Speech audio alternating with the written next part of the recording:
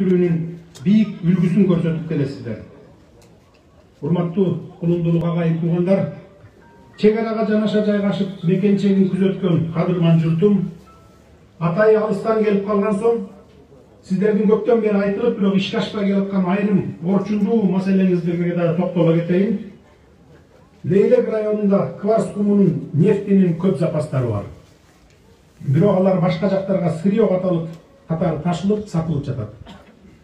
Кыргыз нефтегаз акционердик коомунун Лейлек районундагы Кайрагач участкасынан жыл сайын 15.000–16 000 тоннага чейинки чийки мунайзат өндүрүлөт. Жана ал арзан баада сатылып кетип жатат. Кварц кумун иштетүүчү өндүрүш ишканалары жок. Лейлек районунун Жаңы жер айыл аймагында, Лейлек эркин экономикалык аймагында мунайзатын кайра иштетүүчү кичи ишкана курулуп бүткөн. Ишкананын жетекчилиги Кыргыз нефтегаз ишканасы тараптан өндүрүлгөн чийки мунайзаттын 1 тоннасын 23.500 сомдон сатып алууга макулдугун билдирүүдө. Бул азыркы сатылып жаткан баадан бир топ жогору. Азыр ушу 20.500дөн сатылып атат. Кудай буйрса 23.500дөн алынат келечекте. Жаңы ачылган МКЗ Сапар МКЗ жоопкерчилиги чектелген коому менен чийки мунайды алып сатуу келишимин түзүп, узак мөөнөткө өнөктөш болуп иш жүргүзүү мүмкүнчүлүгү жаралды. Мамлекеттик деңгээлде бул маселени карап, республикалык бюджеттен же донорлордун эсебинен айнек чыгаруучу ишканаларды курууга болгон аракеттерди көрөбүз. Лейлек районунда негизинен алма, картошка, сабиз, пияз жана башка айыл чарба жер жемиштери өстүрүлөт. Жалпысынан bir жылда 8.000 тоннадан ашуун мөмө жемиштер, 11.000 тоннадан ашуун жашылчалар өндүрүлөт. Бирок аларды сактоо кыйын болгондуктан баа арзан мезгилде сатылып кетип, дыйкандарыбызга, багбандарга маселе жаратууда. Эгерде аларды сактоого шарты бар 5–6 000 тонналык жашылча жемиш сактай турган логистикалык борбор курсак, анда алар ошол жерде сакталып, баасы кымбат кезинде чет мамлекеттерге сатылмак. Буюрса андай борборду куруп, аны элдин пайдасына иштетебиз. Райондогу билим берүү жаатындагы көйгөйлөрдү чечүү керек. Мисалы, Кулунду айыл аймагынын Агарык айылында 4682 калк жашайт. Бирок жаш балдар үчүн болгону бир гана бала бакча иштеп, анда 138 бала тарбияланып жатат. Ал эми кезекте 350дөн ашык бала турат. Буюрса бала бакча куруу иштерин колго алабыз. Муну салып беребиз. Эми суу маселесине токтолсок. ГЭС боюнча айтсак, Сумбул айыл аймагындагы Саркент дарыясынан Көкташ айылына түтүктөрдү жаткыруу менен 500 гектар жаңы жер аянтын өздөштүрүп, айыл чарба продукциясын өндүрсө болот. Элдин ички жана тышкы миграциясын токтотууга бул реалдуу шарттарды түзүп берет. Эгерде бул чөлкөмгө чакан ГЭС курсак, райондун элин электр энергиясы менен камсыздоого жол ачылат. Сугат жерлер өздөштүрүлүп, алыска иш издеп чыгып жаткан жаштарыбыз мекенине кайтып, иш менен камсыздалат. Кулунду айыл аймагы Лейлек районундагы эң чоң айыл өкмөтү. Ага кирген Кулунду, Агарык, Разаков, Булакбашы, Интернационал, Максат айылдарында азыркы күнгө чейин чечиле элек бир топ көйгөйлөр бар. Мисалы, Кулунду айылынын аймагынан Разаков, Агарык айылдарында сугат суу тартыш экен. Айыл аймагында 1861 гектар сугат жер, анын 600 гектары насос менен сугарылуучу жери бар экен. Дагы 1000 гектар жерди өздөштүрүүгө мүмкүнчүлүк тапса болот. Анткени аймакта суунун жетишсиздигине байланыштуу Максат, Майты 1, Майты 2 сыяктуу ири участоктор кайрак жер катары турат. Бул жерлерге өз нугу менен келүүчү сууну алып келсе болот. Долбоордун болжолдуу баасы 1 миллиард 40 миллион сом. Муну чечүү үчүн республикалык бюджеттен каражат бөлүүнү карайбыз же инвесторлор менен иш алып барабыз. Биздин өлкөдөгү абал ушул боюнча кала бербейт деп ишенем. Буюрса өндүрүшү, айыл чарбасы, экономикасы өнүккөн өлкөнү курууга болгон аракетти жумшап, таза иштесек, коррупцияга каршы күрөштү улантсак, казынабыз толукталып, көйгөйлөрүбүз четинен чечиле баштайт. Урматтуу агайын журт, учурда дүйнө жүзүн кооптоткон жугуштуу илдет күч алып турганда, өзлөрүнүн өмүрүн тобокелге салып, элдин саламаттыгы үчүн күрөшүп жаткан медицина кызматкерлерин ар тараптан колдоого алабыз. Кулунду жалпы дарыгерлер борбору үчүн жаңы имарат куруу керек. Борбордун азыркы имараты эскирип, учурдун талабына жооп бербейт. Хирургия, неврология бөлүмдөрү үчүн имараттар жетишпейт экен. Ошондуктан адамдар райондун борборуна, Бишкек шаарына же Тажик Республикасынын Ходжен шаарына барууга мажбур болушууда. Буюрса президенттик шайлоодо жеңишке жетип калсак, бул проблеманы чечүүгө көңүл буруп, аягына чыгарабыз. Буга чейин 1,5 ай мурдараак келгенимде, Баткен жергесине келгенде, чек ара кызматы улуттук коопсуздук кызматынын курамына кирет деп айткан элем. Азыр улуттук коопсуздук кызматынын курамына кирген. Бул ошо контрабандада, коррупцияда жана наркотрафиктерде күрөшүү боюнча, ошолорго каршы күрөшүү боюнча терең натыйжа берет деп ойлойм, ишенем. Чек арадагы чечилбеген маселелерди сүйлөшүү жолдору менен гана чечишибиз керек. Урматтуу Кулунду аймагындагы агайын журт, 2021 жылдын келе жаткан 10 январында боло турган президенттик шайлоо жакшы билесиздер. Андан сырткары ушул референдум коюлуп атат, экөө бир күндө өтөт. Референдумда эки суроо турат. Президенттик башкарууну каалайсызбы же парламенттик башкарууну тандайсызбы деген. Сиздерди ошо терең ойлонуп туруп, жүрөгүңүздөр менен добуш берет деп ишенемин. Мындан аркы ушу мамлекеттик башкаруудагы келечекти ушу сиздер тандайсыздар, сиздер аныктайсыздар. Сиздердин оюңуздарга жараша биз ушу башкаруу системасын өзгөртөбүз. 30 жылдан бери чириген башкаруу система, өзүңүздөр билесиздер. Анын 10 жыл, акыркы 12 жылы ушу партиялык башкаруу деп, мына ошол партиялык башкаруунун кесепетинен мамлекетибизди сазга алып келип батырдык. Эми ошол системаны түп тамырынан талкалап, мындан ары бир кишинин же бир топтун же бир партиянын кызыкчылыгы үчүн эмес, жалпы элдин, мамлекеттин кызыкчылыгы үчүн иштей турган башкаруу системасын түзөбүз деп турабыз. Ошого сиздердин колдооңуздар керек болот. Мен ойлойм, сиздер колдоп бересиздер. Эми көңүл бурганыңыздарга терең ыраазычылык, эми суроо жооп өтсөк. Микрофонду баштайлы же мындан? Садыр укам, куш келипсиң бизге. Акимге, губернаторго чек арада жайланышкан жана жалпы эле биздин райондогу кээ бир айылдардын аттарын өзгөртүп, Маргун, Дархум, Даргаз, Мурза Патча жана башка айылдарды кыргызчакка ооштур деп коюңчу. Маргун айылынын мугалими Жоошбай Каримов. Макул, муну карайбыз. Негизи эле баякы ар бир айыл болобу, район, облус болобу, илгерки баякы кыргызча аттарын, тарыхый аттарын кайтарып келүүгө мен дагы макулмун. Бардык нерсенин. Урматтуу Садыр Жапарович, жаштар бала чакаларын, карыган ата-энелерин таштап мигрант болуп кетишти. Алардын балдары ата-эне мээримин көрбөй, чала окуп, нан чайдан башка тамак жебей кала беришти. Ошол миграция маселесин кантип чечесиз? Жаштарга жумуш жок Кыргызстанда. Кулунду айыл өкмөтүнө караштуу Максат айылынын тургуну Сапарали Адинаев. Туура, бул 30 жылдан бери келаткан проблема. Муну бир эле жылда чече коебуз деп айтыш өтө опурталдуу. Анткени көрүп турасыздар, казынабыз бөксө, бүгүн экономикалык абалыбыз мындай одон айтканда мышык ыйлаарлык. Ошону эми 1 жыл, 2 жылдын ичинде жөнгө салышыбыз керек. Андан кийин анан Кудай буйрса планыбызда 2-3 жылдан кийин ушу мигранттарды кайтарып келип. Бирок аларды жөн эле жата бербейбиз. Азыр кол кошуруп иштер жүрүп атат, пландар иштелип атат. Кудай буйрса ошо баарын кайтарып келип, өз ата-энесинин, бала чакасынын, үй бүлөсүнүн, элинин арасында жүргөндөй кылып шарттарды түзөбүз. Кулунду элинин суроосу. Саламатсызбы Садыр Жапарович? Лейлекке куш келипсиз. 5-октябрда Бишкекте жаштар эски бийликке каршы жана люстрация болсун деп чыгып, сизди камактан чыгарышкан. Ошол люстрация болобу? Болсо кандай жана кантип болот? Эмнеге жеп ичкичтер дагы эле эркиндикте жүрүшөт? Сайдали Артыков. Люстрация болот. Люстрациянын 2 жолу бар.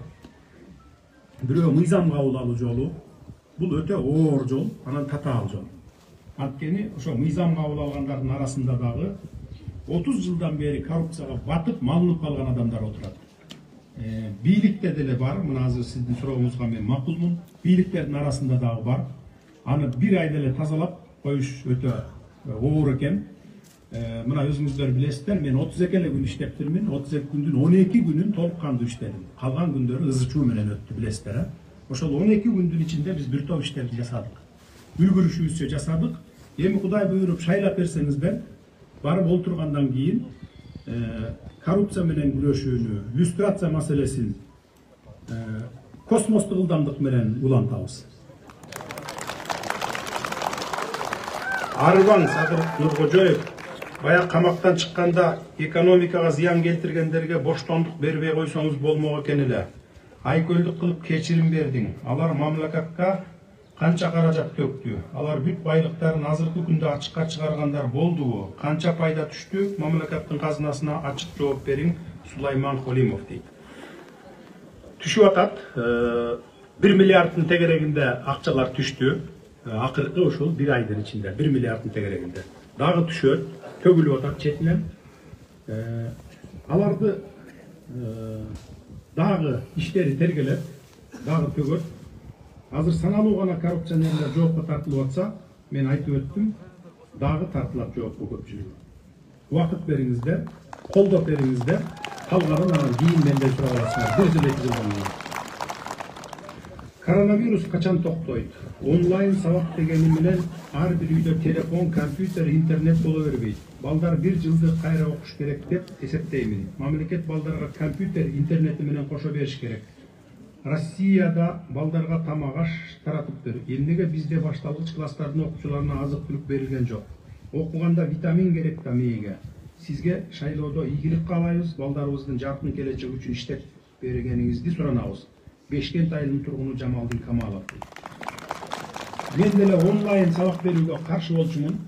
Ушу кызматтан тапшырып шайлоого кетип атканда, ушу экинчи чейректен баштап окууга киргизели деген планым бар эле. Өкмөттүн мүчөлөрүнө дагы айтып кеттим элем, окууга киргизгиле деп. Бирок эч кимиси баягы жоопкерчиликти моюнга алгысы келбей койду окшойт. Мына бүгүнкү күнгө чейин окууга кире элек балдар. Бүткүл айылдарды киргизишибиз керек эле, ошо Ош менен Бишкекте болбосо дагы. Эми Кудай буйрса, жаңы жылдан кийин окууга киргизебиз баарын.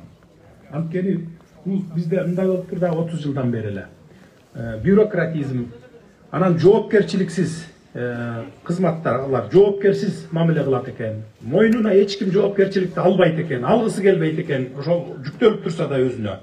Ошондуктан мына ушундай жылбай эле артка кетип аткан себебибиз ошол экен. Мына ушул Баткен жергесинин трансформация маселелерин 2 жыл болуптур. Чаң басылып жаткан экен. Бүт министрликтер макул болуптур. Болгону премьер-министрге алып кирип кол койгуш алган экен. Мына ушуну алып кирип кол койгузбай, ушу акча сурап, акча үнөтүп, же болбосо ушу башка бюрократизм болуп жаткан экен. Мына ошону көтөртүп чыгып, трансформация кылып өткөрүп бердик жерибизде. Мындай маселелер көп, өтө көп. Урматтуу Садыр Нуркожоевич, эгер Кудай буйруп президент болуп калсаңыз, болосуз, сизди эл колдойт. Жолуңуз шыдыр, жолдошуңуз кожою Кыдыр болсун. Биринчи ооруп калсаң, ооруңду карай турганда, каныңды шора турганда медицина дейт. Элге бекер медицина дегенге дейт. Бул маселе боюнча кийинчерээк карайбыз. Бекер медицина деген боюнчачы бул эми оор маселе, бул бюджеттин тартыштыгына, бюджетке жараша боло турган нерсе. Жергиликтүү калкты иш жайы менен жана айлык маяна жөнүндө өз оюңуз жана пландарыңыз жөнүндө бир аз айта кетсеңиз. Сизди урматтоо менен Жээнали Турдубаев, Арка 2 айылы дейт. Маяналардын бардыгы биздин бюджеттен зависит этет да мына. Анткени бюджетин бөксө болсо бере албайсың. Бүгүнкү чогулган бюджетибиз ошо маяналардан, пенсия пособиялардан ашса ашып, ашпаса жетпей калганда учурлар бар. Анан казынабыз бөксө болсо кантип маянаны көтөрөбүз? Казынанын бөксөлүгү баягы эле уурулардан келип чыгып атат. Уурдайт, коррупция менен заниматься этет, шугулданышат. Тиги айыл өкмөттөрдөн баштап ал үйгө чейин эми баягы тендер деген бир балекети бар, бюджеттин акчасын сормой. Ошондой жолдор менен уурдаган үчүн бюджетибиз бөксө да. Биз ошол уурулардын баарын жок кылсак, казынабыз 2 эсе болсо, сиздердин 2 эсе көтөрүлсө бүгүнкүдөн, сиздердин маянаңар 2 эсе көтөрүлөт. 3 эсе көтөрсөк, бүгүнкү бюджетти анда 3 эсе көтөрүлөт. Ошон үчүн эми маяна боюнча эмдиги жылдардан баштап сөз кылсак болот. Азыр сөз кылыштын кажети деле жок. Анткени мына бюджетибиз, айтып өттүм мен сиздерге, абдан начар акыбал, финансовый акыбалыбыз.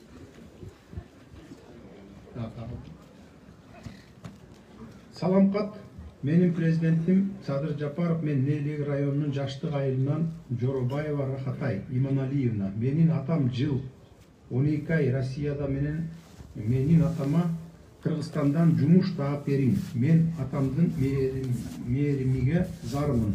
Атам алдында болушун каалаймын. Биз 5 бир тууганбыз. Сизди урматтап, мен Рахатай. Көкүрөгүбүздө турат мунун баары. Мен билемин, балдарын ата-энесине, чоң эне чоң атасына, тайене таясына таштап коюп жүргөн 100 миң деген мигранттарыбыз бар. Мен şu 2017 жылы бияка келер алдында 2017 жылы 9 ай ошо Москвада жашадым мен да. Россияны кыдырдым да. Кыргыздар бар жердин бардык шаарларын кыдырып чыктым. Мурда бир 2008 жылдары барганымда бир квартирада 3 комнат квартирада 32 киши жашачу эле. Аял эркеги дебей аралаш болду. 2016 жылы барганымда кичине азайып калыптыр. 13-14 киши жашайт экен да 3 комнатта. Мына мен да ошолордун арасында жашап келгенмин. Мен муну жакшы билемин. Şu балдарына, айылына келгенге зар болуп, абасын жутканга, суусун ичкенге зар болуп жаткан ошол жерде балдарыбыз, кыздарыбыз бар. Эжелерибиз, апаларыбыз бар. 60ка чейинки апаларыбыз, эжелерибиз бар. Мен анын баарын көрүп келгенмин. Көкүрөгүмдө турат. Кудай буюрса пландарыбыз бар, долбоорлорубуз, чоң-чоң улуттук долбоорлорду ишке ашырып жиберсек, Кудай буюрса 2-3 жылдын ичинде турмушубуз жакшырып калат. Ал үчүн тынычтык болуш керек мамлекетте, сиздердин элдин колдоосу болуш керек, жалпы элдин. Кандай гана иш баштабайлы, кандай гана долбоор баштабайлы, мамлекеттин элдин кызыкчылыгы үчүн гана баштайбыз биз. Жасайбыз. Менин жеке кызыкчылыгымдын койбоймун. Коюштун да кереги жок. Дүнүйөнү көрүнгө көтөрө кетпейсиң. Мына көрүп атабыз баары, качканы качып жүрөт. Дүнүйөсүнөн ажыраганы Кудай алайын десе 1 секундта алып коет дүнүйөңдү. Берейин десе дагы 1 секундта берет. Ошону унутпашыбыз керек. Ачкөздүк дегенди артка таштап, эл үчүн, мамлекет үчүн кылышыбыз керек. Ошондуктан кандай гана долбоорлорду баштабайлы, сиздер мына карапайым калк эл колдоп турушуңар керек. Мына азыр Бишкекте ошол жаш балдарды колдонуп, бир 10 чакты баланы колдонуп алып, ушу менин баштап аткан иштериме каршы чыгарып атышат азыр. Биз каршыбыз, анан мындай тигиндей деп. Ал ишти мен жеке кызыкчылыгым үчүн баштайлы деп аткан жокпуз. Бир долбоорлорду, чоң-чоң долбоорлорду баштатып койгонмун мен. Акыркы ошол 10 күндүн ичинде. Эми алар иш жылып кетип атат. Кудай буюрса жылы жай айларында же күзгө чейин чоң-чоң бир 2-3 долбоор ишке кирип калат. Улуттук долбоорлор. Ал ушу только 100% өзүбүздүн катышуубуз менен. Башка мамлекеттин үлүшү жок, инвестордун үлүшү жок. 100% кыргыз жарандар иштейт, 100% кыргыз жарандары ээ болот. Ал долбоорлорго ушундай иш алып барабыз. Анан ошондой каршы чыгып аткандарга туура түшүндүрүү иштерин жүргүзүш керек. Башка бирөөлөрдүн куралдары болуп калбаш керек. Артында турган саясий арам күчтөрдүн куралдары болуп калбаш керек. Болдубу? Рахмат, эми микрофон берсек, суроолоруңуздар болсо, өз ой пикириңиздер болсо айтыңыздар. Сураныч, микрофонду талашпай, кезек-кезеги менен, бири-бириңизден талашпай, кезек-кезеги менен сүйлөсөңүздөр. Чоң рахмат. Атайын атарытып, жол карытып, мына сиздердин алдыңызга келип отурган Садыр Нуркожоевичке дагы ыраазычылык берип, кол чаап коелубу? Ыраазычылык билдирип. Келиңиз, мына бул жерде өзүңүздөр билип, ар бир айыл аймактан бирден аксакал тандап алыпсыздар. Бул дагы эң сонун көрүнүш, туугандар. Анда Жошбой агай. Мен Каримов Чоошбай Мардын айыл өкмөтүнүн аксакалдар сотунун төрагасы, урматтуу Садыр Нуркожоевич, жана келген жалпы аттуу баштуу Кыргызстандын коноктору, жерибизге кош келипсиздер. Кыргыз эли Садыр Нуркожоевич өзүнүн адамдык белелин бийик карбаган, кадыр баркын туткан эл, эч качан башын кесип таштаса дагы дили менен дилин кеспеген эл, мына бүгүн өзүн көрсөтүп, эркиндиктин жолуна өзүңүз баштап чыгып отурасыз. Ушундай оор социалдык экономикалык саясий уюшкан экономикалык кылмыштыктагы сормосаздан элди алып чыгам деп чоң ишке бел байлап, элдин жүгүн жалгыз мойнуңузга көтөрүп аттанып отурганыңызга терең ыраазыбыз жана жалпы эле атынан сизге рахмат айтабыз. Чоң рахмат сизге. Мына ушул биз турган кулумду жери караңгыда көз тапкан, капилетте сөз тапкан кыргыздын кыран уулу Искак Разаков мына ушундай какыраган ээн талай элме чөлдү кулпурган кулумду айландырган, ал эми арканын жарым чөлдү таласыны балктатыган өрүкзар менен жүзүмдөргө айландырган. Сиздин дагы өзүңүздүн алдыңызга койгон саясий эркиңизди жолунуп кыргыз элим деп чыккан сиздин азыркы максатыңыздан келечекте биз мына ушуну көрүп турабыз. Мактай бербей бир нерсени гана мисал келтирип өтөйүн, убакыт берип коюңуздар. Искак Разаковду 61-жылы жумуштан алганда Москвага көчүрөбүз деп үйүнө барып жүгүн артабыз десе, бир комнатасында китеби бар экен, анда башка жүгү жок экен. Китебини балдардын республикалык борборуна белгилеп, өзү баш болуп алып барып бериптир. Бир дагы башка нерсе тапшыра албаптыр. Ал эми сиз болсо экономикалык амнистия жасаган фрустрация саясатыңыз мына ушул Искак Разаковдун жытын жыттатып турат бизге. Эми ушул 10 январда ел өзүнүн тарыхта тандоо күнү экендигин жон терisi менен байкап турат. Сиздей кыйынчылыкты көргөн, бүгүнгүдөй оор алды сиздей сезген адамды биз башка көрбөй турабыз. Ошондуктан мен ишенем, леле ушул 10 январ күнү өзүнүн бир гана чыныгы жетекчисин эмес, өнүгүүдөгү кыргыз элинин тарыхый тагдырын дагы тандап алат деген ишеничтемин. Менин бир топ, албетте убакыт болбойт, ел атай келгенден кийин бир топ проблемаларды айт деп суранганда, эми ошону кагазга жазып, бир 3-4 берип койдум, балдарга тапшырып койдум. Анда рахмат сиздерге. Ийгилик каалайбыз. Толугу менен эмгекчил, ынтымак ырашкерлүү кыргыз элинен көңүлүңүз ток кайтыңыз. Рахмат.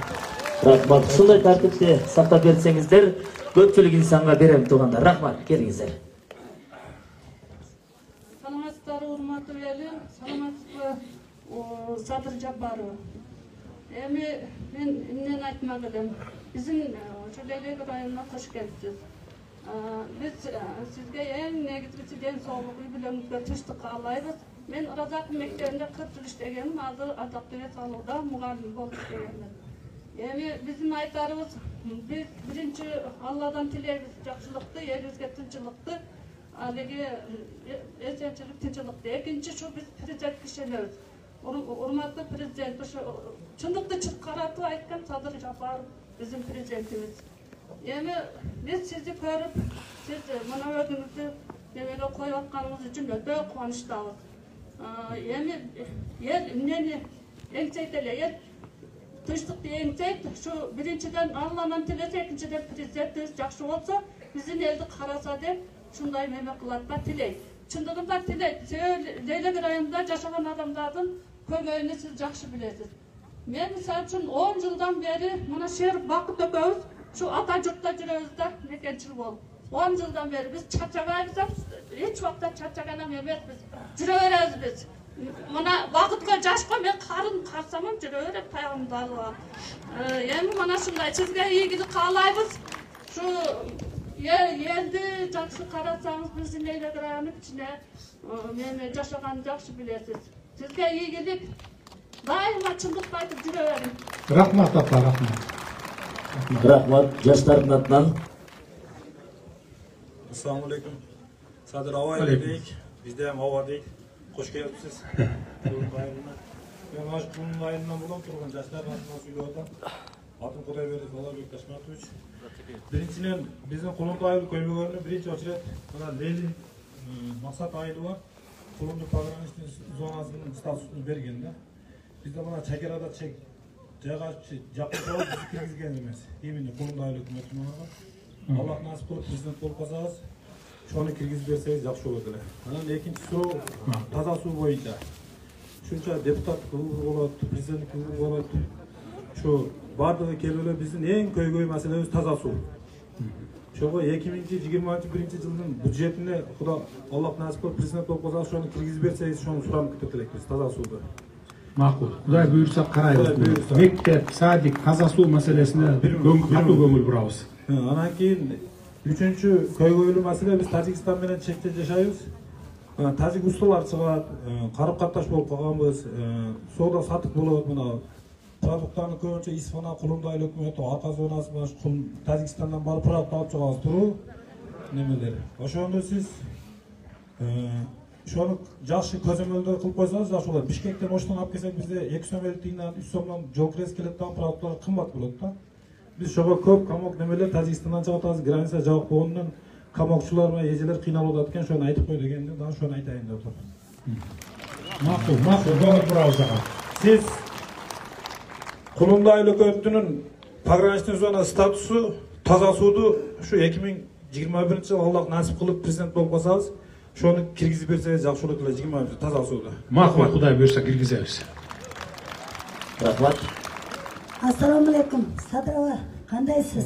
Жақсы. Yaxshi, eson-omon yetib keldingizmi? Жақсы. Arqa eldan keldim. Sadrava, nima fikrimni buzmang, men aytadigan so'zim bor. To'sqol bo'lmay turmi? Hurmatli Sadraga, birinchidan xush kelibsiz. Rahmat. O'tganda siz premier ministr millatini atqarib turganingizda o'sha batgan yerga sizga keldingiz edi. Biz o'yladik-da, Xudo xolasa shu orqa yerga, orqa o'raniga kelsangiz degan o'yda edik-da. Mana Alloh buyurib siz prezidentga talablarningizni qo'yib turib, o'sha yerga kelibsiz. Xudo xolasa Alloh buyurib el qo'ldab, qarapayim el qo'ldab, siz Xudo xolasa orqa yerga sizga boraman deb va'da bering ellarga. Bizning ko'ygaylar ko'p. Endi men to'g'ri gap, o'zim muallimman. Biroq men hozir o'sha yerda 87 ga kirgan otamdagi kelgan. Ular Tojikistondan ko'chib kelib 8 yil bo'ldi kelganiga, biroq 14 oy pensiya oladi. Men o'zim qayrılman olib berdim. Biroq 14 oy pensiya olmadi chol kampir. Bu bir. Ikkinchidan, yolg'iz avam bor, o 8 yildan beri Qirg'iz jalanini ola olmay. Men dokument topshirganmiz, men 2 yil bo'ldi Bishkekka borib, o'sha qalbni tela bo'lboriga borib turib, dokumentlarni tekshirsam yo'q deb atadi-da. Pul so'rayapti, korrupsiya degan. Siz hazır şu yerden arız yazıp durup aslında bütün darayınızı yazıp telefonlarınızı yazıp koyunuz. Siz Tajikistan'dan gelgen Kırgızlarsızlar mı? Etnikal Kırgızlar ya? Etnik Kırgızlar. Darova beriş gerek sizge. Ben bunu kontrol alıp veremin. Hazır bardık kanunlarınızı yazıp koyunuz bu boyunca. Keyin bordukta Hamza orta mektebi var. Oşa mektepte işleyim ben. Al mektep Kayrılman degen statüsünü verdi mi verilek biz sizge? Yoşonu alalım aytasın. Yok, oğa bergen Kırgız pasportu. Kayrılmansız hazır ha? Yok, akam alıp Tajik pasportu beren bir minnet talon menen жүрөт. Bir жерге işke kira albayt. Arız yazıp koyunuzlar hazır. Hazır yazıp veriniz. Keyin yana bir tanesi. Men şu Hamza orta mektebide işleymin. 72-yılda kurulgan eken. O mektepte Tajik ulutundagı, Kırgız ulutundagı, Özbek ulutundagı balдар okuyt. Al mektep eskirgen. Sport zалы жоқ birinchiden. Al bayağı aktivist zaldı elder sport zal qilib qo'ygan. O'sha mektep qurib bersangiz degan o'ydaman. Ikkinchidan, al yerda Tajik jarandari 10 yil, 15 yildan beri pasport ala olmaydi. Onu aytish kerak. Dokument topshirib, qaytib keldi deydi, o deydi, bu deydi, pasport ustaldi, aqcha so'rayapti. Buni qizimlarga qilsam, shashmaydim men. Aytingizlar. To'sqol bo'lma, Söyle. Жазып бергенбіз. Өткенде Сооронбай Жээнбеков дагы келгенде ушул хатты бергенмин мен. Окуп, муну аткарылган жок. Кийин мектептерде китептер жетишпейт. Китептерди көзөмөл кылып, китеп жеткизип берсеңиз окуучуларга деген үмүттөмүн. Чоң рахмат, көңүл бурганыңыз. Hazır Doğru aytasızlar. Kıska kılıp köpçülük verelim. Assalamu alaikum. Hurmatlı bugünkü jыйындын katışçıları, hurmatlı elдің ulu Sadır Nurkojoевич, bizdin kasiyetli, madaniyatlı, emgekli, ıntımaqlı, emgekçil 453 ayıl ökmetin arasında en bir mıқты başka ayıl ökmetlerge ülgü katarı ola turgan Kulundaylı'na hoş geldiniz. Rahmat. Ben Adinayip Saparalı Maksat ayında 25 yıldan beri yaşap, 13 yıldan beri o şercetin kıyınçılığına, bardığına, savurduğuluk menen, çıdampaylık menen, aççusuna da, tatlusuna da, o şercede yaşagan batır ellerim menen, bardığına çıdap yaşap geldim Sadır Nurkoçoviç. Mana bugünkü günde Kırgızstanımızga bir Allah Taala beyiş nazar kılgan jereken. Sonunun bir kasiyetli kölderimiz, beyişte olgan toğlarımız, altın kem baylıklarımız. Bugünkü günde oşonu biz tuğru paydalana albay, kadir meselesini tuğra tandavagandıktan, şu korrupsiya günde ösköndükten, bugünkü günde batkaka kelip tıkılıp kaldı hurmatlı tuğanlar. Bugünkü günde Allah Taala'nın buyruğu menen elimizin baktına Sadır Nurkoçoviç'ti el başı kılıp gelip atkan için biz tereң razıçılık bildiremiz. Sıymıktanabız. Ben şu maksat aylı yaşauşular biz akıldaşıp, kengeşip, uşul 18 talapketin içinden Bartığının platforması, programması menen tanışıp biz şu mekençil körögöç Sadır Nurkoçoviç biz sizde maksat aylı 90% koldoğu aldık. Buyursa siz, buyursa maksat aylı boyunca kıskaça Sadır Nurkoçoviç malumat berip keldi. Maksat aylı çegeran tosu maksatında eski kurulup Leylek rayonunun bardık aylı aymaklarından köp balalı yaşao şartı oğur üybilelerge dekel berilgen. Men özüm Margun ayından 96. yılı köçüp gelgenmin. 5 oğul, 5 kızbız, 11 tuğan. Oşol jerde жаңыдан köçüp gelip, tolluk yaşap, 1 yıl, 2 yıl yaşaganda su yok, jumuş yok, tacık tuğanlar maldarını bağıp, köçüp ketesiңер, su çıkpay, darak öspey, köresiңер, bizdin ata babamızdan kalgan jer degenge karabastan, elimiz üçün, mekençillik, patriotluluk sezgi menen jelегибизди желбиретip, belimdi beken buup, oşol jerde yelişenip bana, ayılbaşçı kılıp, dayındagandan başlap, şu yerden açuusunu, problemalarını Ağuyköküge jetkirip, bıyıl 15. fevralda çegara meselesi, adiletsizlik oturganlar boyunca bir top mitinglerge katıştım Sadır Nurkoçoviç. 15. fevralda çıdamsızlığın çıdabay, maksatlı problemasını Ağuy'un alda mitingde varganda, oşol mezgildegi vice premier minister Cengiz Razakov, Batken oblasında kardinalsal kengeşmede bizde çegaradağı mitingge katışkanlardı, kuğuntuktap, kamap, bugünkü günde bizde uşul jetekçiler men kelsem, Cengiz Razakov'dan kat kelgen eken, kısımga alıp, korkutup, ürkütüp, bugünkü günde meni üy bilen menen tacık tuğanlar izlerge verip, kısımga algаны az kelgensip, ayın hükümet tarafından dağı bir top kısımlar oldu. Bugünkü günde uşul hattın içige bardığını жазıp jetkirip atan, birok sizge jetkirip jetpey kalıp atan Sadır Nurkoçoviç. Kuday buyurup 11. yanvardan siz prezident bolup saylanıp, ant berip, şunday eme olgandan keyin vaktыңызды бүтüp, Kırgızstan'da jolga salgandan keyin maksat elinin atından siz şu maksat ayına bir kelip suranıp sizden suranabız kelip ketişiңizdi. Men özüm vысший образование, физкультурный бүткөнмүн. Бүгүнкү күндө 5 балам менен айылбашчы болбосом делерде о жерде элдин талабын коюп, элдин көйгөйүн коюп келатам. Мүмкүнчүлүк болсо şu meni делимитация, демаркация боюнча Камчыбек мырза менен сүйлөшүп bir жумуш алсаңыз, эсе болсо бекер иштеп берсем. Бекер иштеп берем, айлык албастан. Элим үчүн сабыр кожок. Sadır Жапар президентибиz. Ура! Bugün kısım yok mu sizge? Toktogan mı kısım? Kısım yok mu bugün? Yok, daha da ne?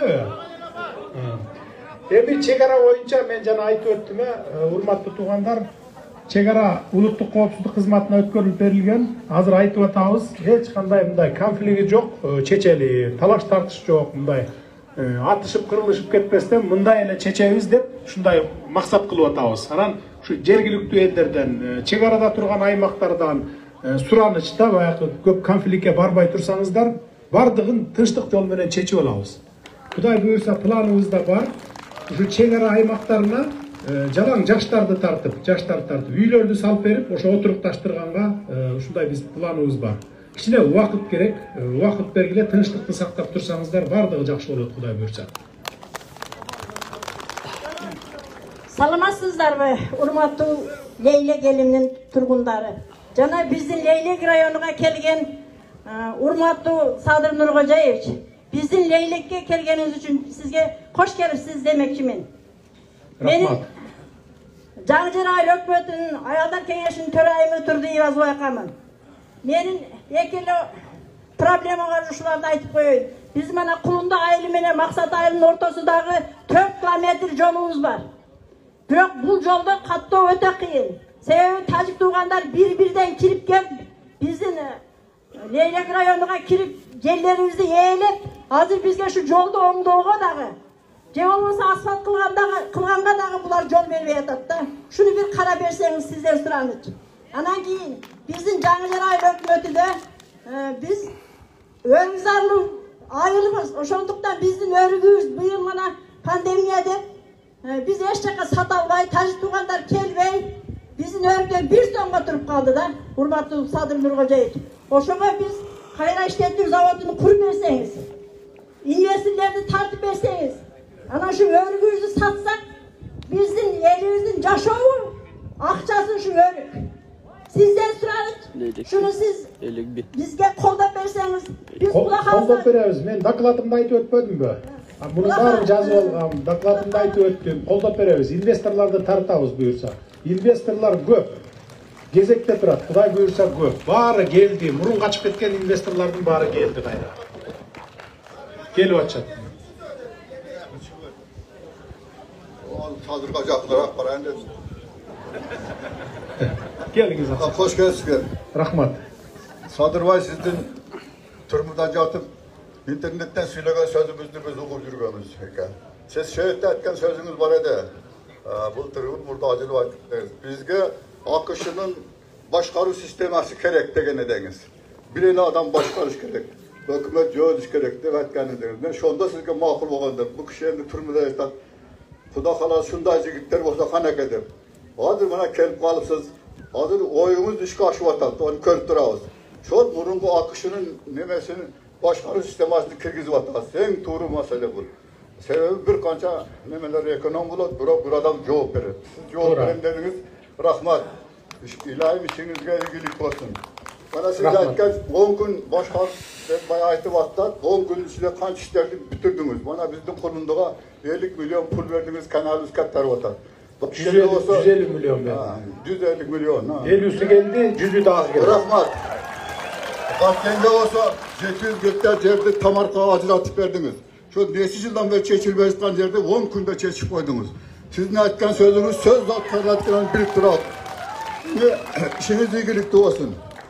Rahmat ata. Aksakal katar duam diyor koyun. Amin. Ülkemizge tinçlik olsun. Elimizden tımak bolu her bir yüge vakit olsun.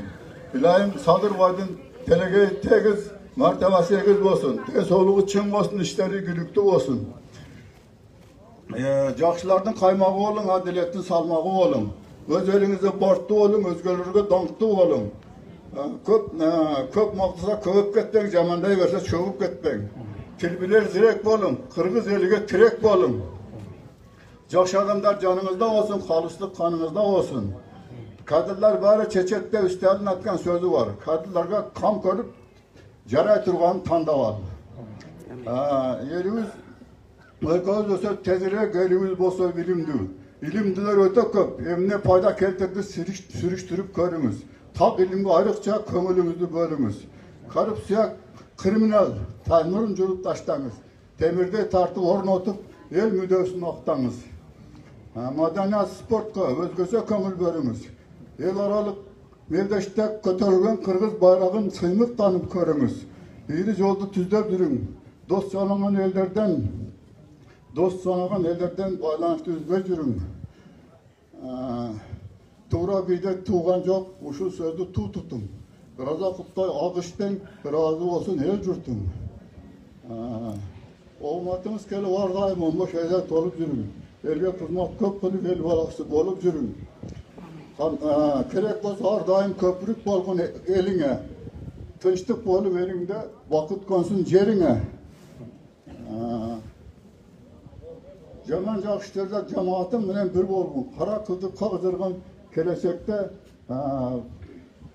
O esenge şefko bir bolum. Onu söztele bolasın bilip durağız.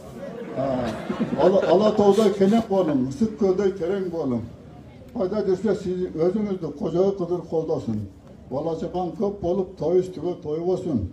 Toy tamaşa köp kılıp doğusunu algın çaldardın. Alganın bir yaşap bozurun körgün baldardın. Şaşırganda ciynap жүрgün. Atanende karyalarda biz okşuğun siylap жүрgün. Üzülgende tüyü жүрgün, çatırap zeynap külüp жүрgün.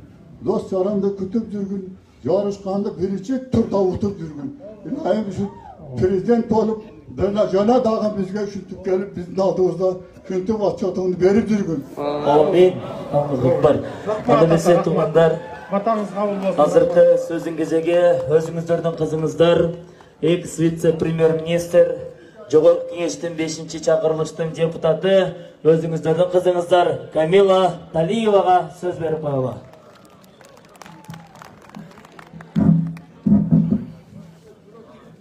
Arabаңыздар, құрметті бүгінгі жиынның қатысушылары, арбаңыздар, балаларым, арбаңыздар, ежелерім, жеңелерім, сіңділерім, енелерім, үкелерім, амансыздарбы?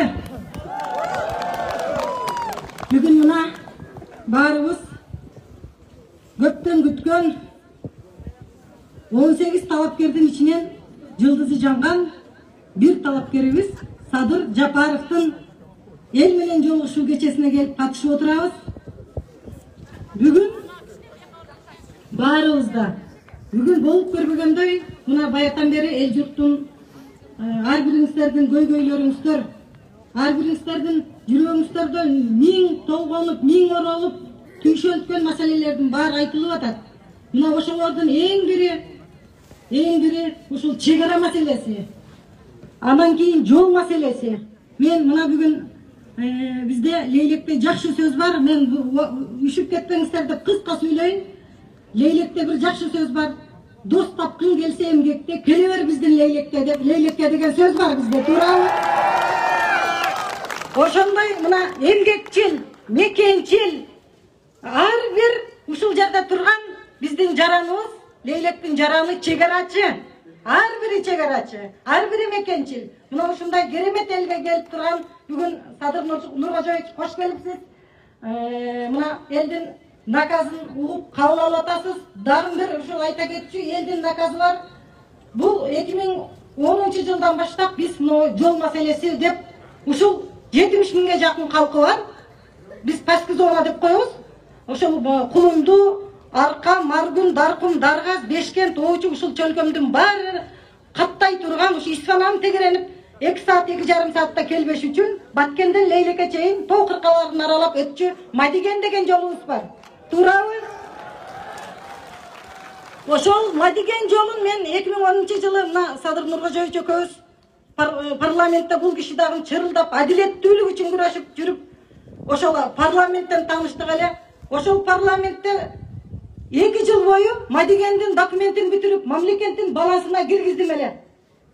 26 миллион бөлдүрүп, бул жалпы суммасы сметасын эсептетип чыгарганбыз 318 миллион. 45 километр. Ошону Садыр Нуркожоевич дайым эле келип отурбайт. Мындан кийин эми президент катары келет. Ошого бир наказ элдин атынан, мен ушул элдин кызы катары ушул Мадиген жолун бүтүрсөк. Туурабы? Кудай буйрса, мына ушул биздин жалпы элибиз ушул 18 талапкердин ичинен бир добуштан деп айтып атат. Мына эртеңди кечеден бери сүйлөшүп жүрүп атабыз, Садыр Нуркожоевичти колдойбуз деп. Добушубуз ай талаага кетпесин, куруттай кылып Тоголок бойдон бир талапкерге берели, ал Садыр Жапаров. Мен баарыңыздарды чакырам колдоого. Рахмат чоң. Çok rahmat tuğanlar, özünüzleri bilesizler anda mesela Mamatisa Aksakal'da gün bolsa bul jaga çakırıp alsak. Sebeptigen tuğanlar, mınaki hazır uçurda. Geliniz. Ben bugün kontrabanda jönündө айтпайм. Жакшы эле сөздөрдү айтам. Урматтуу Садыр Нуркожоевич, мен сизден Баткен шаарында келгениңизде siz üçün kıkırıp söylediğime okşayt. Uşul meni barıp alma satkanlar, neme satkanlar jamан жек көрбөгүлө. Бары жап деселе таможуну жаппай açıp ошол ел менен биз түбөлүк жашап келгенбиz, жашайбыз. Аларды ушундай адамдар мага чалып, ушундай болуп калды деп аштырбайсың, сен айткандан кийин жаптырып салды деген сыяктуу мени күнөөкөр кылып койду да. Негизи андай эмес. Бул жергиликтүү элдин иши болсо экен деген ойдомун үмүттө. Экинчи маселе, мен ошол жерде сизге суроо бердим. Улакбашы айылындагы мектепти айттым эле сизге. Бул Акаевдин убагынан бери көтөрүлүп келатат. Эскилиги жеткен 52-жылы курулган мектеп кулагана турат деп айткам. Ушул мектепти сизге да айттым, премьер-министрге да айттым. Бардык кирбеген Ак үйдөгү охранада турган кароолчуга чейин айттым да. Ушуну чечип бериңиз. Сиз мүмкүнчүлүк болсо, мына элдин алдында бир убадаңызды бериңиз. Biz Respublika boyunca 245 mektep avariyalık состояние турат. Бардыгын жаңылайбыз. Кудай буйрса, şu birinci 5 yıllıkta бардыгын жаңылайбыз. Мектеп, бала бакча, анан ооруканаларга биз көңүл бурабыз, инвестор дагы бар, сүйлөшүлүп атат бар. Бүт мектептерди жаңылайбыз. Ал боюнча проблема. Урматтуу туугандар, өзүңүздөр билесиздер. Урматтуу Нуркожаев, биздин айылга кош келдиңиз. Бирок биздин арызыбыз амалга ашпай жатат. Мына кат бердим эле, катты деле бербепти. Мындайда каттардын баары мына эл үшүп кетпесин деп атабыз. Каттар уксаңыз мындай кылалы. Ар бир окулбай калган каттар үчүн кап этпеңиздер. Бардыгын бир папка кылып, именно кулундунукун менин докладым менен кошуп сөздөрүм менен, сиздердин берген суроолоруңуздар менен, талаптарыңыздар менен бир папка кылдырып атабыз. Бишкекке барып туруп, отуруп алып туруп иргейбиз баарын. Кандай наказдар бар, кандай проблемаларыңар бар силердин. Бардыгына жооп болот, андан кап этпеңиз. Рахмат. Сиз келетте биз буну вообще уктай албадык. Түнү менен. Келет. Айтыңыз, сүйлөңүз. Мына вообще жооп кой. Эртелегенден бери мына тоскоолдуктар көп. 30 жыл, 40 жылдан бери чечилген маселе айтып коеюн, кечирип. Свет. Мен мына Сада деген айыл башчысымын. Садада жашайм. 30-40 кожолук. Свет азыр билесиз, линия тартылып келатат азыр. Биздики Тажикстандан. Ошо линия тартылып келатат өзүбүздөн. Кудай буйруп бүткөндөн кийин только өзүбүздөн аяктан албайсыңар. Прямой көз карандысыз болосуңар. Биз мынандай бүтөт ал линия. Жашагандан кийин биздин сайыздан бери Тажикстанда светибиз. Мына азыр тартылып кетат. Данный момент келатат бияка, келип калат Кудай буйрса. Ошону мына азыр Абдыжан Мырзаев губернатор убагында келип биз менен жолугуп полный немелерди түзүп берген. Свет тартылып барылган, трансформатор коюлган, бирок ушуну кошо албай жатат Садыр Нуркожаев. Siz bunu ötüp, tutup eski alıp koyun. Eski alabız. Ağzınızda benim katım deli var. Yerimden altından ben çıkıp aytıp jatam. Eski alabız. Böyle patravaylı der. Makul, tuğra, eski alabız. Hazır. Tartip sakatlarınızda. Salmaslar urmatlı kalayık kalkım. Sadır Ükam hoş gelipsin Leylek Cergesi'ge. Hazır bizden Maksat Ayıl başçısı Murdakı. Adinay Saparali Maksat Ayıl'ına aytıp gitti, bir kulundu. Bizim Beşkent Ayıl Hökümeti degen mana sayıcıda yer var sadagam. Kamilat Aliyeva, Salması, siz bizden jogoru demede turasınız. Margun Ayılı'da turalı, sizden Madigen Ayılı. Madigen jolunu jakşı kötörüpsüz bunu. Anan biz, men azı çegarada, Kanyashni uyda turam. Çegaraçı ejem deseng bolot. Kaçan busu çırkıragan buna şey eme jönde. Azamatsız. Sadır Ükam senin 10 jıl murda deymin bir sen dedim alda men YouTube'da men sakanat etip koygan sözüz bardı. Şu Batkendi karabasa daha bir 10 yıldan keyin milyarlardan 15 yıl burunku sözüm meni emendir sakanat ettirip turar şu sözümçü. Hiç kanday akça ötke jardan bere albay kalabız dep çırkıragan sözüm. Sen жазыксыз эме каныңда şu түн уйкубузду 4 бөлүп sen үчүн мен жөн эле бир тууганымдай кайгырган күндөрүм болду да Кудай насип кылып мынакей мыйзамсыз өзүң билесиң мыйзамсыздарды биздин мынабул эме полный мыйзамсыз болуп өтүшүп кеткен ракка айланып кеткен сураныч сенен анан 80% сууз Тажикстанга агып атат садаган Biz susuz jakşı su barbayt bizi. Bir ayda bir tıtışıp, juluşup su görüyoruz. Hazır Kulundu kanalıga jakşı. En jakşı emeni mana baştaldı işin. Köründü ol. Bирок bizden emenen dengелден жогору турабыз. Акып аткан судан. Ошондон биз иче албайбыз садаган. Бизге жакшы суу барбайт. Bir ayda bir su болот да. Анан sen özüň dagы bir sözüň бар. Bizde emek kılgan. Kim kıyanatlık kılsa şonun aşırбай sen dagы şoga atlet ber degensin. Kanday bir jakşı kılıp süýlegensin de sadagan. Эми Tacikistan mana bizden suu menen mana biyagı Gafuro Proletaris polny kögörüp ölüp ösüp atat da. Kozbağlanın suusu menen 20% biz şonu paydalanyp jatabız hazır. Anan nime üçin bizge kol salar? Nime üçin bizdin baldarыбыз, kelinlerimiz çırkırap tün jarımda olsa başka olsa nime üçin bizge kol salar? Biz şoну түшүнбөй жатабыз da. Şu çegara maselesini çeçip berseň. Hazır mana ol emeni eje tuura aytты. Arkalık eje 4 kilometre kança çat, hiç kança jol bizge hazır Ankara'da kaldı. Sana okşatı biz şaylagan edek Şadiyev'de. Askarbek Şadiyev'de. Oşol 2002 yılı gubernatör bolgan wagtda Tajikistan'a berip koyat eken. Bizdin 10 so'mduk jolubuz 500 so'm menen aylanıp kelip atабыз. Monetkeçi 10 so'm menen jetip kelebиz bolsun. Tajiklar bu bolat jolubuzdu. Biz 500 so'm menen mana şerge kelebиz. En köngül Bursadagan bizdin elder büt çırkırap tozup kettik. Bizdin 200 Kıskarak söyleseniz elder üşüp ketти. Eme. Büt eli tozup ketdi sadagan. Elingdi jıy. Ümidimiz sende. Makul, rahmat.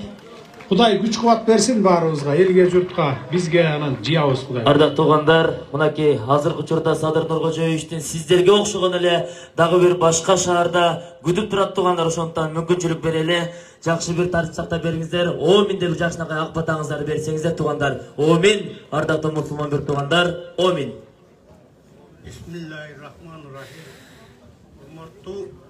Hurmatlı Sadır Nurkojevich.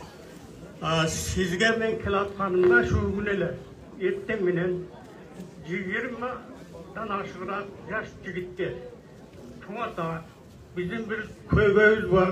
Oşo köýgöýüzü barızı zıldaşı jürbey siz aytıp koysoňuz dedile. Oşo aytıp koýaýyn sizge. Mana bizim maksat azır mına kelinler balдар aytıp atdy. Şoýta jaňy tamarkılar berilgen hiç kimi var. Allah'ın neme kuruluş almay jatat bir hıldары. Janagıday mergençilerinin kupasıday jerde oturat. Bir hıldar kol davarı uy salıp algan. Oşoğu eger ökmöt bu Sadır Nurkojov prezident bolup kalsalar bizi karayıp beken biz yaşlardı. Bizge bir ipeke takılıp üylörді bir kurup verir beken degen nemelerdi aytıp koyunuz dediler. Sizin kulağınıza şunu... Makul, amanatın kabul aldım. Jaştardı karayız, üylörді kurup berебиз. Jana men aytıp ötdüm, çegaraga biz bekem karayız. Çegarany bütürgönden keyin salavat siz aytıp koyunuz endi biz ary 300 yılday berbeyik degenine sizge aytdım. Boldu. Omin dep turuңuzдар endi mana. Mana bu kişige jortkondo jolu bolsun. Kojoy Kıdır jolda bolsun. Amin. Bolgan bolsun bilekleri. Amin. Elip jurtuga taza bolsun yürekleri. Allah'dan nime tilek tilesek keleversin tilekleri. Amin. Bu kişinin jürgen jeri ıntımak menen toy bolsun. Amin. Har daim işi oň bolsun. Omin umurlary uzun bolsun. Allahu ekber. Amin. Ardактуу